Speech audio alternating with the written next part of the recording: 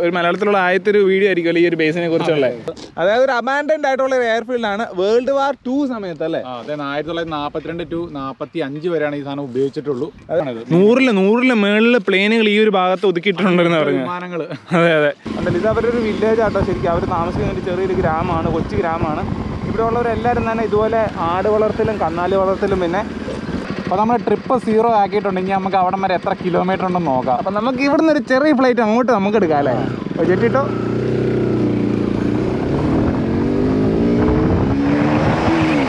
അപ്പോൾ ഗൈസ്, ഞങ്ങൾ ഇന്ന് രാവിലെ ഒരു എത്ര മണിക്കാണ് കടക്കൂർന്ന് പോകുന്നത്? നമ്മളൊരു 9 മണി കഴിഞ്ഞപ്പോഴത്തേനും കടക്കൂർന്ന് പോകുന്നതാണ് ഇങ്ങോട്ട്. അപ്പോൾ നമ്മളിന്ന് നേരെ പോകുന്നത് കൊൽക്കത്ത റൂട്ടാണ്. ഇവിടുന്ന് അപ്പോൾ കൊൽക്കത്ത റൂട്ടിൻ്റെ ഇടയ്ക്ക് നമ്മൾ 2 സ്ഥലങ്ങൾ കാണാൻ പോകുന്നത്. പേരഡോബ എയർഫീൽഡ് എന്ന് പറഞ്ഞ സംഭവം, പിന്നെ ഒരു ബിഷ്ണുപൂർ എന്ന് പറഞ്ഞൊരു എയർഫീൽഡും ഉണ്ട്. അത് രണ്ടിടത്ത് നമ്മൾ പോകണേ.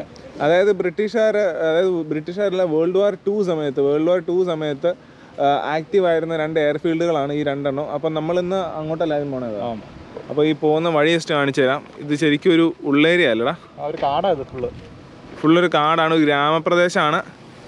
അപ്പം അങ്ങോട്ട് വഴിയും കാര്യങ്ങളൊന്നുമില്ല. വഴി ഫുള്ളായിട്ട് മറ്റേ ടാറിങ്ങൊന്നും ഇല്ലാതെ ഫുള്ളായിട്ട് പൊടിയും കാര്യങ്ങളും. അപ്പോൾ ബസ് പോയി കഴിഞ്ഞപ്പോൾ രക്ഷയില്ലായിരുന്നു. അതുകൊണ്ട് ഞങ്ങൾ സൈഡ് ഒതുക്കിയതാണ്. ഉരുളക്കിഴങ്ങിൻ്റെ ഒത്തിരി കൃഷിയുള്ള ഏരിയാസ് ഞങ്ങൾ കാണിച്ചു തരാം കേട്ടോ. അതായത് നമ്മൾ കുറേ വണ്ടികളിൽ ഇങ്ങനെ മറ്റേ ട്രാക്ടർ പോലത്തെ വണ്ടിയിൽ ബാക്കിൽ ബോഡിയൊക്കെ ഉള്ളൊരു വണ്ടിയിൽ നിറച്ച് ഇതാണ് വരുന്നുണ്ട്. ഇപ്പൊ ഞങ്ങൾ ഇതിൻ്റെ അകത്ത് കുളിക്കുകയും പൊടിക്കാതെ കേട്ടോ. ദൈവം അതിന്റെ മേളിൽ നിറച്ച ആളാ കണ്ടാ. ഒരു ബ്രേക്ക് പിടിച്ചു കഴിഞ്ഞാൽ എല്ലാം അവിടെ താഴെ കിടക്കും കേട്ടോ. ഇവരെങ്ങനെ ഇതിനകത്ത് കയറിയിരിക്കണല്ലേ? ഇത് നോക്കി, ഇതിപ്പോ ഫുള്ള് പൊടി നമ്മളെ മേത്ത് അറച്ച് പൊടി. ഇനി പൊടി മഴ കേട്ടോ.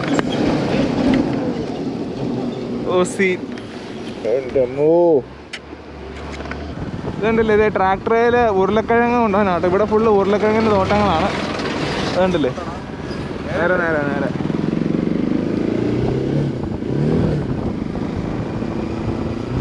അപ്പോൾ ഗൈസ്, ഞങ്ങളിത് ആ ഒരു എയർഫീൽഡിൽ എത്തിയിട്ടുണ്ട് കേട്ടോ. അപ്പോൾ ഇത് പേരഡോബ എയർഫീൽഡ് എന്ന് പറഞ്ഞാണ് വെസ്റ്റ് ബംഗാൾ സ്റ്റേറ്റിലാണ് ഇത് ഉള്ളത്. അതായത് ഒരു അബാൻഡൻഡ് ആയിട്ടുള്ള ഒരു എയർഫീൽഡാണ്. വേൾഡ് വാർ 2 സമയത്ത് അല്ലേ? അതെ, 1942 to 45 വരെയാണ് ഈ സാധനം ഉപയോഗിച്ചിട്ടുള്ളൂ. അത് 1942 ഈ ഒരു കാണുന്ന ഈ ഒരു എയർഫീൽഡ് ഉണ്ടാക്കണേ. ഇത് ഇവിടുന്ന് അങ്ങോട്ട് ഒത്തിരി കിടപ്പുണ്ടല്ലേ? ഇപ്പം ഇത് ഇന്ത്യൻ എയർഫോഴ്സിൻ്റെ കയ്യിലാണ് ഇത് നോക്കുന്ന ഈ സ്ഥലമൊക്കെ. ആരും നോക്കുന്നൊന്നുമില്ല, ചുമ്മാ ഉപേക്ഷിച്ചിട്ടേക്കാണ് ഈ ഒരു കാണുന്ന എയർഫീൽഡ്. ശരിക്കും ആദ്യമായിട്ടായിരിക്കും ഒരു മലയാളി യൂട്യൂബ് ചാനലിൽ ഇതിനെക്കുറിച്ചൊരു വീഡിയോ വരുന്നത് അല്ലേ? അതെ അതെ. ഇവിടെ ഇതുവരെയായിട്ട് ആരും ചെയ്തിട്ടൊന്നുമില്ല. ഞങ്ങൾ തന്നെ യൂട്യൂബ് നോക്കിയിട്ട് അങ്ങനെ കണ്ടിട്ടൊന്നുമില്ല ഇതിനെക്കുറിച്ച് ഫുള്ളായിട്ട്. അതെ, നിങ്ങൾ വേറെ സെർച്ച് ചെയ്ത് തന്നെ ഒട്ടും തന്നെ ഇതിനെക്കുറിച്ച് വീഡിയോസ് ഒന്നും കാണത്തില്ല മലയാളി ചാനൽ അല്ലേ? അപ്പോൾ ഇത് ബിഷ്ണുപൂർന്ന് ഏകദേശം ഒരു 10 കിലോമീറ്റർ അകത്തേക്ക് കയറിയിട്ടാണ് ഈ ഒരു എയർഫീൽഡ് ഉള്ളത്. ഇത് വന്ന വഴിക്ക് ഫുള്ള് നമുക്ക് ഇതിനകത്തൊരു ഓഫ് റോഡും കാര്യങ്ങളൊക്കെയാണ്. അതായത് വെസ്റ്റ് ബംഗാളിലെ ബാൻകുറ ഡിസ്ട്രിക്ട് എന്ന് പറഞ്ഞൊരു ഡിസ്ട്രിക്റ്റിലാണ് ഈ ഒരു സംഭവം സ്ഥിതി ചെയ്യുന്നത് അല്ലേ? അപ്പോൾ ഇത് ഈ ഒരു ഏരിയ ഇപ്പോൾ ഫുള്ളായിട്ട് യൂസ് ചെയ്യുന്ന ഇതുപോലത്തെ വില്ലേജസും കാര്യങ്ങളൊക്കെ അല്ലേ? പശുവിനൊക്കെ മേയ്ക്കാൻ വിടും. പിന്നെ ഫുൾ ആ സൈഡിലൊക്കെ കുറച്ച് എന്താണ് ഉരുളക്കിഴങ്ങ് കൃഷി അങ്ങനെയുള്ള പരിപാടികളാണ് ഇവിടെ ഫുള്ളായിട്ട് നടക്കുന്നത്. ഇതുകൊണ്ട് ഇത് എങ്ങോട്ടൊക്കെ ഉരുളക്കിഴങ്ങിൻ്റെ കൃഷിയും കാര്യങ്ങളൊക്കെയാണ്. ഇതുപോലത്തെ ലോക്കൽസ് ആൾക്കാരാണ്, വില്ലേജസ് ആണ് ഇത് ഫുൾ ഇപ്പോൾ യൂസ് ചെയ്യുന്നത് അല്ലേ? അപ്പോൾ ഈ ഒരു എയർഫീൽഡ് ശരിക്കും വേൾഡ് വാർ 2 സമയത്താണ് ഈ ഒരു എയർഫീൽഡ് ശരിക്കും ഉപയോഗിക്കണേ. ആ ഒരു സമയത്ത് യുണൈറ്റഡ് സ്റ്റേറ്റ്സ് ആർമി എയർഫോഴ്സിൻ്റെ 462D ബോംബാർഡ്മെൻറ്റ് ഗ്രൂപ്പ് എന്ന് പറഞ്ഞാൽ ആ ഒരു ഗ്രൂപ്പിനെ ഹോസ്റ്റ് ചെയ്ത് ഈ ഒരു പ്ലേസിലാണ്. അതിനുശേഷം അവർ ഈ ഒരു എയർഫീൽഡ് ശരിക്കും യൂസ് ചെയ്ത്, അതായത് അവർ on the way to Marina islands എന്ന് പറഞ്ഞ ഐലൻഡ്സിലോട്ട് പോകുന്ന വഴിയാണ് ഈ ഒരു എയർഫീൽഡ് ശരിക്കും യൂസ് ചെയ്യണം അല്ലേ? പിന്നെ ഈ ഒരു എയർഫീൽഡിൽ ഒത്തിരി അന്നത്തെ ഒരു സമയത്ത് ഒത്തിരി എയർപ്ലെയിൻസും കാര്യങ്ങളൊക്കെ തന്നെ വന്ന് ലാൻഡ് ചെയ്ത് ടേക്ക് ഓഫ് ചെയ്ത് പോയിട്ടുണ്ടല്ലേ? അതെ. ഇത് ശരിക്കും ഒരു ഇടത്താവളം പോലെയാണ് യൂസ് ചെയ്തേക്കണേ ആ ഒരു വേൾഡ് വാർ 2 സമയത്ത്. കുറച്ച് ആളുകൾ മാത്രമേ ഇത് ഉപയോഗിച്ചിട്ടുള്ളൂ. അങ്ങനെ ഒത്തിരി ലോങ് ടൈം ചെയ്തിട്ടില്ല. പിന്നെ ഇത് ഇവിടെ ഇപ്പൊ ഇത് ശരിക്കും മിലിറ്ററി ഓഫ് ഡിഫൻസ് ഇന്ത്യൻ എയർഫോഴ്സിന്റെ കൈവശമാണ് ഈ ഒരു ലാൻഡ് ശരിക്കും ഇരിക്കണേ. ഇവിടെ ശരിക്കും ഒരു ബോർഡ് ഉണ്ടല്ലേ? ജസ്റ്റ് ഒന്ന് വായിച്ചു നോക്കാം. ഉണ്ടല്ലേ, this land or property belongs to military of defense, that is Indian Air Force. Any movement and unauthorized construction is forbidden. No dumping of garbage. പിന്നെ local villages and farmers are not authorized to utilize the airfield for farming or any other purpose activities. ഇത് ശരിക്കും അങ്ങനെ കാരണം എന്ന് പറഞ്ഞു കഴിഞ്ഞാൽ നേരത്തെ ഇത് അന്ന് ഉപേക്ഷിച്ചതിന് ശേഷം ഒത്തിരി പേര് ഇവിടെ ചെറിയ ചെറിയ വീടുകളൊക്കെ കെട്ടുകയും താമസിക്കുകയും ചെയ്തു. കാരണം നിലമൊക്കെ തന്നെയാണ് ചുമ്മാ അടക്കുമായിരുന്നു. അതുകൊണ്ട് അങ്ങനെ ചെയ്ത് കഴിഞ്ഞാൽ പിന്നെ ഇന്ത്യൻ എയർഫോഴ്സിൻ്റെ കയ്യിലേക്ക് ഇത് വന്നു കഴിഞ്ഞപ്പോൾ തൊട്ട് അവരെല്ലാം മാറ്റി ഇവിടെ ഫുള്ള് മാറ്റി ഇവിടെ ഫുള്ളായി ക്ലീൻ ചെയ്തിട്ടേക്കുമായിരുന്നു. ഇപ്പോൾ കുറച്ച് കാടും കാര്യങ്ങളൊക്കെ കയറിയിട്ടുണ്ട്. പിന്നെ ഇപ്പം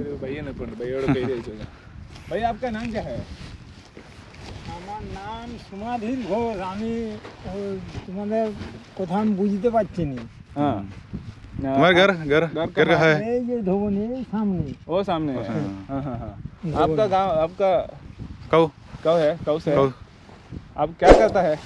আমি মুসবালি করি। हाँ हाँ এই মোষ চালাচ্ছি, মোষ চালানো আর অন্য কিছু ইয়া করতে পারিনি। मैं केरला से आए हम केरला से हैं, केरला केरला केरला केरला स्टेट है, केरला स्टेट से आया है। ঘোষ। हाँ हम तो घूम गए हैं ये जगह पे। അപ്പോൾ നമ്മളെന്തായാലും ഇനി അപ്പുറം വരെ ഒന്ന് പോയി നോക്കിയിട്ട് വരാം. അത് പോകുന്നതിനിടയ്ക്ക് നമുക്ക് ഇതിന്റെ ഫുൾ ആയിട്ടുള്ള ഒരു ഹിസ്റ്ററിയും കാര്യങ്ങളൊക്കെ ഒന്ന് പറഞ്ഞു കൊടുക്കാം അല്ലേ? ഈ ഒരു എയർഫീൽഡിന്റെ അല്ലേ? ഇപ്പോൾ എയർഫീൽഡ് നിറച്ചും മറ്റേ ഇതാട്ടോ, പണ്ടൊക്കെ വിമാനങ്ങളൊക്കെ ആണെങ്കിൽ ഇപ്പോൾ ഫുള്ള് പശുവും കാര്യങ്ങളൊക്കെയാണ്.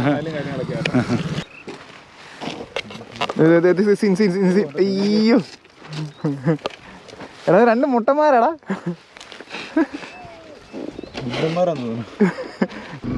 ഭീഷ്ണുപൂരോട്ടാണ്. ഭീഷ്ണുപൂർ പിന്നെ കുണ്ടി അത് നമ്മൾ പോയില്ല. പിന്നെ അങ്ങനെ വേറെ 2-4 എയർഫീൽഡുകളുണ്ട് നമ്മുടെ ഈ ഒരു ഏരിയയിൽ, അതായത് വെസ്റ്റ് ബംഗാളിൻ്റെ ഈ ഒരു സൈഡിലായിട്ട്. ഈ ഒരു എയർഫീൽഡിന് എല്ലാത്തിൻ്റെയും പർപ്പസ് ഒന്ന് തന്നെയാണ്, അതായത് World War II വേണ്ടിയിട്ടാണ് ഈ ഒരു എയർഫീൽഡ് ശരിക്കും ഉണ്ടാക്കിയത്. World War II US ആർമിയുടെ എയർഫോഴ്സിനെ ഹോസ്റ്റ് ചെയ്യാൻ വേണ്ടിയിട്ടാണ് ഈ ഒരു എയർഫീൽഡ് ശരിക്കും ഉണ്ടാക്കുന്നത്. 1942 ഈ ഒരു എയർഫീൽഡ് ഉണ്ടാകുന്നത്. 42 മുതൽ 45 വരെ, അതായത് വെറും 3 കൊല്ലമാണ് ഈ എയർഫീൽഡ് ശരിക്കും യൂസ് ചെയ്യുന്നത്. അതിനകത്ത് 1942 മെയിനായിട്ട് യൂസ് ചെയ്തിട്ടില്ല, 43 45 മാത്രമാണ് മെയിനായിട്ട് യൂസ് ചെയ്തേക്കണേ. അപ്പം ഈ പറയുന്ന പേർഡോബയും ദത്കുണ്ടിയും ബിഷ്ണുപൂർ അങ്ങനെ ഒരു 3-4 എയർഫീൽഡുകളുണ്ട് ശരിക്കും വെസ്റ്റ് ബംഗാളിൽ. ഈ എയർഫീൽഡിന് എല്ലാത്തിൻ്റെ ഹിസ്റ്ററി എന്ന് പറയുന്ന സെയിം തന്നെയാണ്. അപ്പോൾ നമ്മളിനി ഇപ്പോൾ പേർഡോബ ശരിക്കും ചെറുതാണ്. ഇനി പോകാൻ പോകുന്ന ബിഷ്ണുപൂർ ഇതിനേക്കാളും വലിയ എയർഫീൽഡാണ്, കുറച്ചുകൂടി സ്പേസ് ഉള്ള വലിയൊരു എയർഫീൽഡാണ്. ഇത് ശരിക്കും ഒരു 100-300 ഏക്കർ ഇങ്ങനെ ചുറ്റിയ അളവിൽ ഇങ്ങനെ കിടക്കുവാണ് ഈ ഒരു എയർഫീൽഡും കാര്യങ്ങളൊക്കെ.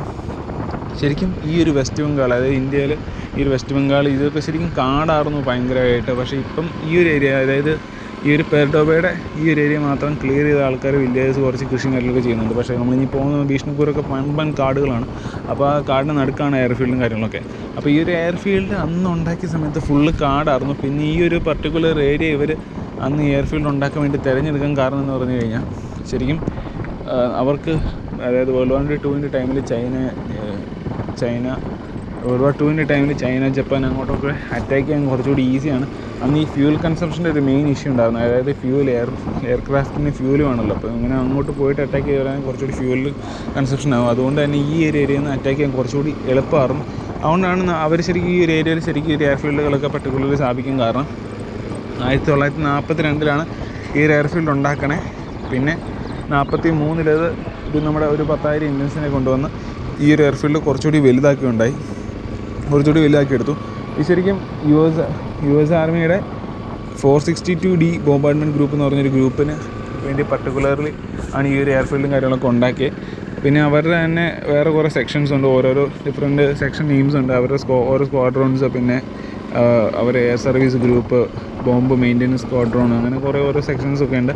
അവർക്കൊക്കെ വേണ്ടിയിട്ടാണ് ഈ ഒരു എയർഫീൽഡ് ശരിക്കും ഉണ്ടാക്കണേ. അതിനുശേഷം 1944 ഈ പറയുന്ന ഗ്രൂപ്പുകളൊക്കെ ഇങ്ങോട്ട് ഇന്ത്യയിലേക്ക് അറൈവ് ചെയ്ത്. പിന്നെ 45 അതായത് 26 ഫെബ്രുവരിയിൽ 1945 ഇവർ ആ ഒരു ഗ്രൂപ്പ്, ഞാൻ നേരത്തെ പറഞ്ഞ ഒരു പർട്ടിക്കുലർ ഗ്രൂപ്പ് ഇന്ത്യ വിടുകയുണ്ടായി. ഇവിടുന്ന് നേരെ വെസ്റ്റേൺ ഓസ്ട്രേലിയക്കാണ് പോയത്.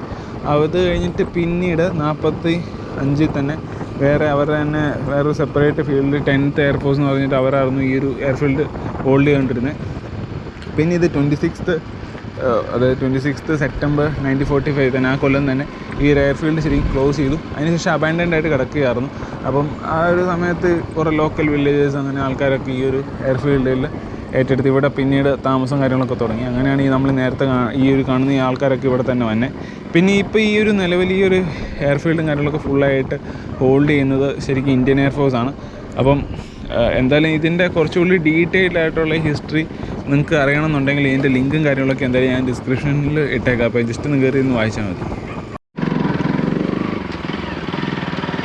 അപ്പോൾ ഞങ്ങൾ തിരിച്ച് ആ ഒരു എയർ സ്ട്രിപ്പ് വന്നിട്ട് ആ ഒരു വഴിയുടെ അങ്ങോട്ട് പോകാം കേട്ടോ. അപ്പോൾ നമ്മൾ എന്തായാലും കിലോമീറ്റർ ഒന്ന് സെറ്റ് ചെയ്തിട്ട് നോക്കിയിട്ടുണ്ട്. ഇവിടുന്ന് അവിടെ വരെ എത്ര കിലോമീറ്റർ ഉണ്ടെന്ന് നമുക്ക് പറയാം കേട്ടോ. കണ്ടില്ല, ഈ ഒരു സൈഡിലും അതുപോലെ തന്നെ അങ്ങേ വസ്തുവായിട്ടാണ് ഈ ഒരു പ്ലെയിനുകൾ ഒതുക്കിയിട്ടിരുന്നത്. കുറച്ച് വൈഡായിട്ടുള്ള സ്പേസ് അല്ലേ. ബാക്കി കാണുന്ന ഫുള്ള് ഇത് ടേക്ക് ഓഫും പിന്നെ അതുപോലെ തന്നെ ലാൻഡ് ചെയ്യാനായിട്ട് യൂസ് ചെയ്തുകൊണ്ടിരുന്ന റൺവേ ആണ് ഈ കാണുന്നത് അല്ലേ. ഇതങ്ങ് നേരെ കാണുന്ന ഫുള്ള് ഇങ്ങനെ റൺവേ ആണ് ഇത് ഫുള്ള് അങ്ങറ്റം വരെ. കണ്ടില്ലേ, ഇതേ ഒരു വശത്തായിട്ട് ഇപ്പോൾ ഇത് ഫുള്ള് മറ്റേ കൃഷികൾക്കും കാര്യങ്ങൾക്കാണ് യൂസ് ചെയ്തുകൊണ്ടിരിക്കുന്നത്. ആരും തന്നെ നോക്കാനും കാര്യങ്ങൾക്കൊന്നും ഇല്ല അല്ലേ ഈ ഒരു ഏരിയയിൽ അല്ലേ? ഇല്ല. ഇപ്പോൾ ഇത് വില്ലേജേഴ്സ് ഇതിൻ്റെ റോഡായിട്ടാണ് ഉപയോഗിക്കുന്നത്. അവർക്ക് അങ്ങോട്ടും ഇങ്ങോട്ടൊക്കെ പോകാനുള്ള റോഡായിട്ടാണ് ഇത് ഉപയോഗിക്കുന്നത്. അപ്പോൾ ഞങ്ങൾ അതിൻ്റെ അങ്ങേറ്റത്ത് നിന്ന് ഇതേ ഇങ്ങേറ്റം വരെ ഇപ്പോൾ വണ്ടി ഓടിച്ചെത്തിയിട്ടുണ്ട്. നമ്മൾ ആ തുടങ്ങിയ സ്ഥലത്താണ് നമ്മൾ തിരിച്ചു വന്നിട്ടുണ്ട്. ഇതിൻ്റെ ദൂരം എന്തോരം ഉണ്ടാ? 2.2 കിലോമീറ്റേഴ്സ് ഉണ്ട് അവിടെ നിന്ന് ഇവിടം വരെ അല്ലേ? ഓ, അപ്പോൾ 2-2.5 കിലോമീറ്റർ ഉണ്ടല്ലേ ഇതിൻ്റെ ലെങ്ത് എന്ന് പറഞ്ഞു കഴിഞ്ഞാൽ. അപ്പോൾ നമ്മളിനി ഇവിടുന്ന് പയ്യെ പോവാണ്. ഇവിടെ നമ്മൾ എങ്ങോട്ടാണ് പോണേ? ഇനി നമ്മൾ ബിഷ്ണുപൂർ എന്ന് പറഞ്ഞ സ്ഥലത്തേക്കാണ് പോകാൻ പോണത്. അവിടെ ഇതുപോലെ ഒരു എയർഡോം എന്ന് പറഞ്ഞ സ്ഥലം ഉണ്ടല്ലേ?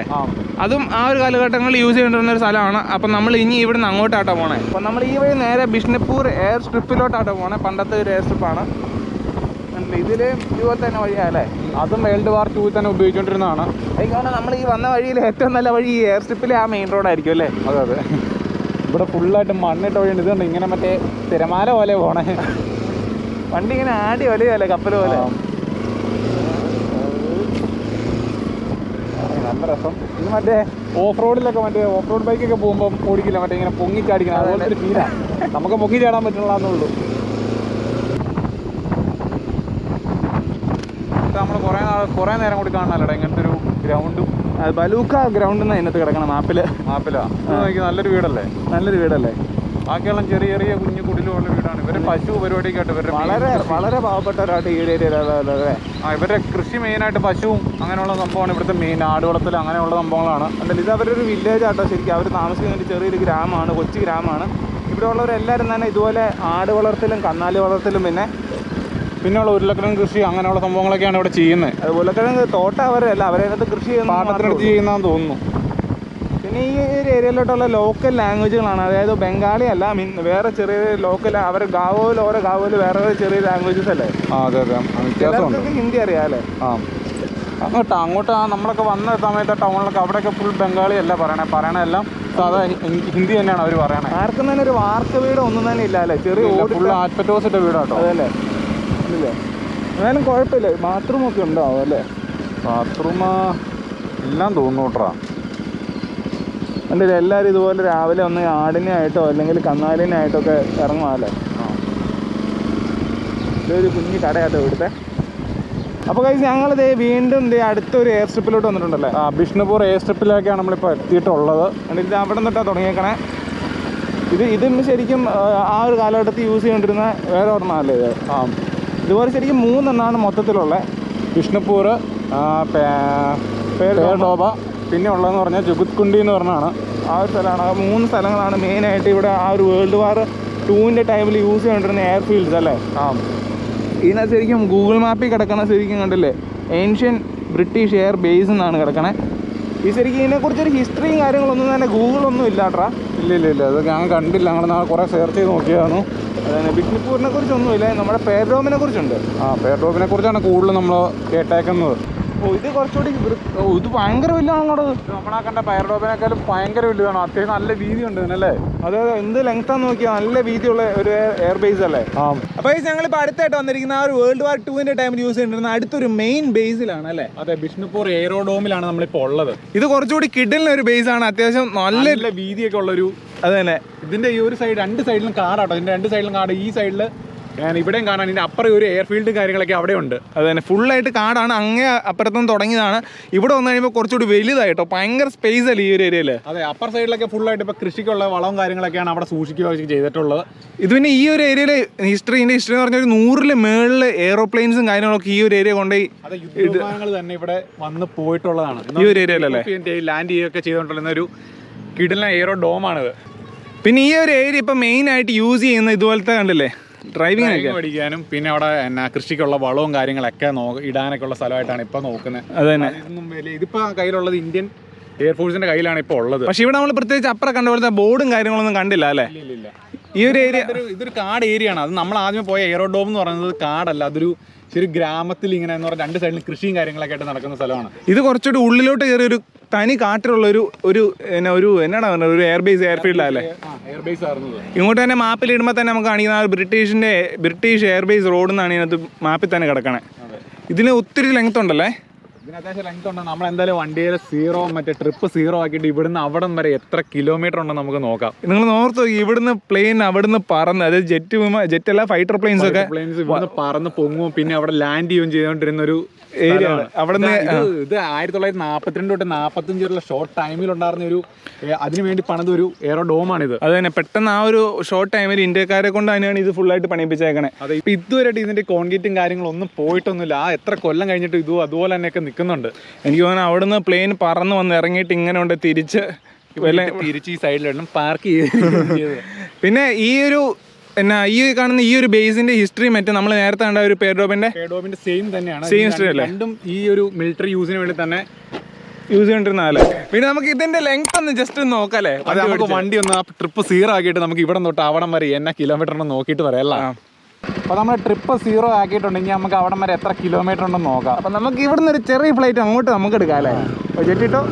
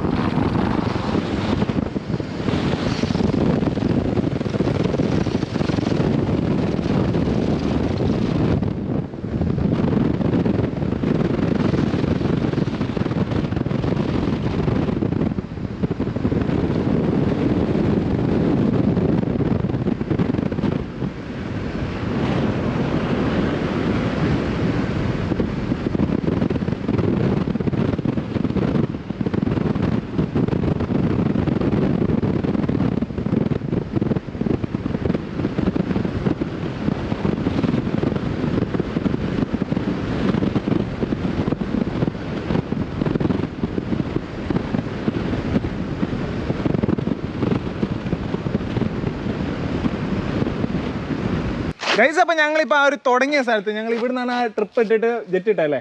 ഇവിടുന്ന് എത്ര കിലോമീറ്റർ നമുക്ക് അവിടം വരെ ഉണ്ടെന്ന് നോക്കുന്നുണ്ട്. 1.7 കിലോമീറ്റർ അവിടം വരെ ഉണ്ട്, അതിന്റെ അങ്ങേറ്റം വരെ. പിന്നെ അങ്ങേറ്റം ചെന്ന് കഴിയുമ്പോൾ ഇടത്തോട്ടും വലത്തോട്ടൊക്കെ കുറച്ച് സ്ഥലങ്ങളും കാര്യങ്ങളൊക്കെ ഉണ്ട്. അവിടെയൊക്കെ പ്ലെയിനുകളുണ്ട്, പാർക്ക് ചെയ്യുന്ന സ്ഥലം, പാർക്ക് ചെയ്യാനുള്ള സ്ഥലങ്ങളാണെന്ന് തോന്നുന്നു. പിന്നെ ഇവിടുന്ന് ഒരു ലെഫ്റ്റിലേക്ക് ഒരു വഴിയുണ്ട്, ഇതിലൂടെയും കുറച്ചേരം ദൂരമുണ്ട്. ഇങ്ങോട്ട് വഴിയുണ്ട്, ഇങ്ങോട്ട് വഴിയുണ്ട്, കോൺക്രീറ്റ് ചെയ്തേക്കുന്ന സ്ഥലങ്ങളാട്ടോ അത്. പിന്നെ ഇവിടെ നമ്മളിപ്പോൾ വന്ന ഒരു 1.5 കിലോമീറ്റർ അപ്പുറം നിന്ന് കറങ്ങി വന്ന ആ ഒരു ഏരിയ ഫുള്ള് ഇതുപോലെ സ്ഥലങ്ങളായിരുന്നല്ലേ. ഇതിന് അപ്പർ സൈഡ് നമ്മൾ പറഞ്ഞ എയർഫീൽഡ് അവിടെയുണ്ട്. അവിടെ ഫുള്ളായിട്ട് കാടൊക്കെ കയറിയിട്ടും പിന്നെ അവിടെ ഈ മറ്റേ കൃഷിക്കുള്ള വളങ്ങളും കാര്യങ്ങളും സൂക്ഷിക്കുന്ന സ്ഥലങ്ങളാണത്. പിന്നെ എനിക്ക് തോന്നുന്നു ഇതെല്ലാം ഇതിന്റെ എയർ ബേസും കാര്യങ്ങളൊക്കെ അല്ലേ. അതായത് ഇവിടെയൊക്കെ അവരുടെ വണ്ടികളും ക്യാമ്പുകളും പിന്നെ എല്ലാം ചെയ്തുകൊണ്ടിരുന്ന സ്ഥലമാണിത്. 100 മേളിൽ പ്ലെയിനുകൾ ഈ ഒരു ഭാഗത്ത് ഒതുക്കിയിട്ടുണ്ടെന്ന് പറഞ്ഞു. വിമാനങ്ങൾ. അതെ അതെ. പിന്നെ ഈ ഒരു ഏരിയ ഭയങ്കരമായിട്ട് ടൂറിസം ഒന്നും ആയിട്ടില്ല, അതായത് ടൂറിസ്റ്റുകളൊന്നും തന്നെ വന്നിട്ടില്ല അല്ലേ ഇങ്ങോട്ടൊന്നും. മലയാളി വ്ളോഗേഴ്സിലായിട്ട് ആദ്യം വരെ നമ്മളാന്ന് തോന്നുന്നു കണ്ടിട്ടില്ല. ആദ്യത്തെ വീഡിയോ ആയിരിക്കും മലയാളത്തിലുള്ള ആദ്യത്തെ ഒരു വീഡിയോ ആയിരിക്കുമല്ലോ ഈ ഒരു ബേസിനെ കുറിച്ചുള്ള.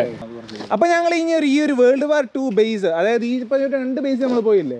ഇത് ബിഷ്ണുപൂർ ബേസ് ആണ്. ഈ ഒരു ബേസിൽ ഞങ്ങൾ പയ്യെ അടുത്ത ഡെസ്റ്റിനേഷൻ കൊൽക്കത്തയ്ക്ക് നമ്മൾ ഇനി പോണേ. കൊൽക്കത്ത നമുക്കൊരു ചേട്ടയുണ്ട്, ലിജോ എന്ന് പറഞ്ഞാണ്. പുള്ളി തൊടുപുഴക്കാരൻ തന്നെയാണ്. അപ്പൊ പുള്ളി ഞങ്ങൾ പറഞ്ഞാൽ അങ്ങോട്ട് എത്തിയാൽ മതി, വേറെ ഒന്നും നോക്കണ്ടെന്ന് പറഞ്ഞാണ്. അപ്പൊ ഞങ്ങൾക്ക് ഈ ഒരു സീക്രട്ട് പ്ലേസിനെ കുറിച്ചൊക്കെ പറഞ്ഞു നമ്മുടെ ലിജോ ചേട്ടയാട്ടോ. അതെ, നമുക്ക് ഇതിനെക്കുറിച്ചും പിന്നെ നമ്മളെ 3 എയർഫീൽഡിനെ കുറിച്ചും ഫുള്ള് പറഞ്ഞു തന്ന ചേട്ടൻ തന്നെയാണ്. അപ്പൊ പുള്ളി രാത്രിയിൽ ഉറക്കമൊന്നുമില്ല പുള്ളി ഇങ്ങനെ ഓരോ ഡ്യൂട്ടി സമയത്ത് പുള്ളി കിട്ടുന്ന ടൈമിലൊക്കെ നമുക്ക് ഫുള്ളി വാട്സപ്പിലെല്ലാം നമുക്ക് അയച്ച് കറക്റ്റ് ഡീറ്റെയിൽസ് ഇവിടുന്നുള്ള ഡിസ്റ്റൻസ് എല്ലാം നമുക്ക് അയച്ചു തന്നിട്ടുണ്ട്. അപ്പം നമുക്ക് ഇനി ഇവിടെ നേരെ കൊൽക്കത്ത പോകാം. പിന്നെ കൊൽക്കത്ത ഫുൾ ആയിട്ടൊന്ന് എക്സ്പ്ലോർ ചെയ്യാം.